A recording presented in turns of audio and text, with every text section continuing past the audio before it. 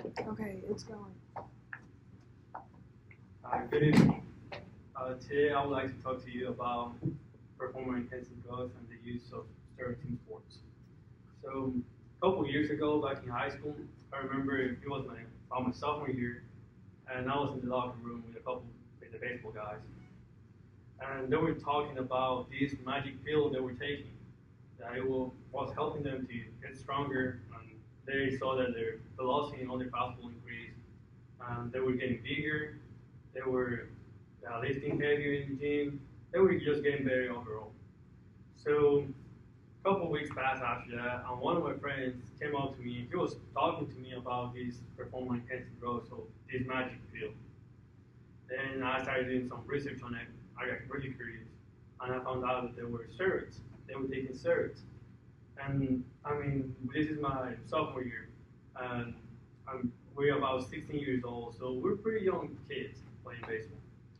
Then couple, I started doing some research, and I came across a report from the National Institute on Drug Abuse about that states that half a million students between 8th grade and 10th grade are using some type of steroids. Today, I would like to talk to you about the use of steroids and other type of enhancing drugs, how they affect people in their lives in a positive and negative way. And this is important because it is a subject that has become relevant in the society and also in amateur and professional sports. So I will describe what these drugs are. I will also talk about the ethical views on the use of steroids, the positive and negative effects, and the methods of consumption. So let's start by looking at the ethical views of the use of steroids. According to the Athletes and Drug Use book by David Hogan and Susan Mawson states that there are many different types of enhancing drugs and anabolic steroids, each of them giving an unfair advantage to athletes. They are considered a way of cheating because it gives an unfair advantage to athletes on the field, and it also improves athleticism artificially. According to the article Performance Enhancing Drugs, Ruin the Fairness of the Game by Johnny O'Connor, it states that taking performance enhancing drugs affects every person in different ways, mostly giving them an unfair advantage, and is considered cheating in any activity that does not include medical purposes. Johnny O'Connor states in his article that playing to the rules is paramount in any sports, and cheating by taking performance enhancing drugs to gain an unfair advantage just isn't on. We can disagree with him, and based on our ideas and our beliefs, the consumption of these substances have been banned in almost every sport and every country, in amateur all the way to professional level. And this is because it's not considered ethical due to the unfair advantage that gives to athletes from these PEDs. In accordance with the article of Cavendish and King's Continuing Conversation of Performance Enhancing in Sports by David Fairchild, professor of philosophy at Indiana University, states that the use of performance enhancers is cheating because it violates the constitutive rules of the activity. And this is because of cheating is the deliberate knowing and voluntary violation of certain rules in order to get an unfair advantage.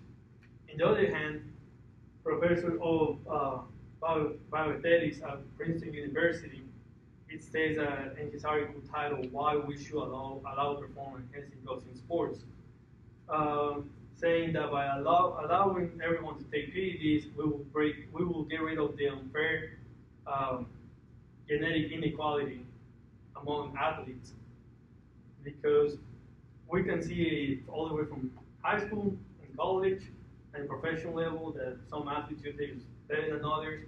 They're genetically better than others. They're bigger, they're stronger, they're faster, they throw harder. And steroids in this way will help to reduce that gap, because we cannot, for example, I'm a college pitcher, I cannot compete with a 17-year-old kid throwing 100 miles per hour. So by me using steroids, it will reduce that gap between the 17-year-old and the 21-year-old gap between both of us. With this in mind, we can look how users benefit and how also these drugs affect these athletes, these people, in a positive and negative way. So young people are not always satisfied with their height, size, or athletic development. So steroids can make a pretty big transformation in the body. But also, the consequences of taking steroids. There's some side effects. Some believe that these side effects they're worth the risk of taking steroids, and because it aids athletes to get better at their sport. And most of these side effects they include baldness, infertility, drug dependence. They also cause liver damage, heart and circulatory problems, and it causes aggression. Not only these drugs can have some of these advantages that the users experience in the advantages is like muscle mass, enhanced endurance, they gain strength, they increase their power and stamina. It helps them to develop physically, and it also improves their training performance and their recovery time and their performance on the field. They also help you with the drive to compete and win. So those are some of the advantages that steroids give to the user. They also, with this, now we have to look at some of the benefits of taking these steroids, and mostly the way they're taken. There are three methods of consumption. The three main methods is oral, which is it comes in a pill form. They're liquid and they're injectable steroids. The oral steroids, they have a short life in the body, so they have to be taken multiple times throughout the day. And this can cause liver damage because your liver is the one that processes the steroids. The liquid steroids, they're taken orally. They're taken multiple times because they're the same way as the pill. They have a short life in the body, and therefore you have to take them multiple times throughout the day and throughout the week in order to work. And users prefer to stay away from those two types, and they rely on the injectable steroids, which you inject them once or twice a week. They can be injected on several parts of the body, the thigh, the glute, or for your arm, because there's a big area of muscle that it could be injected safely.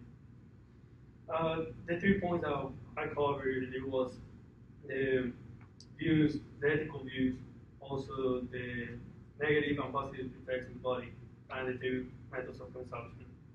Steroids affect people in many different ways, all from young people to old people, and it is up to each one of us to decide if they're worth the risk, if you ever wonder or if you ever would like to try. With the positive and negative effects on the body, the use of steroids have been increasing among young people and among our society. And the question that we need to ask ourselves before even thinking about it is if it is really worth the risk. Thank you.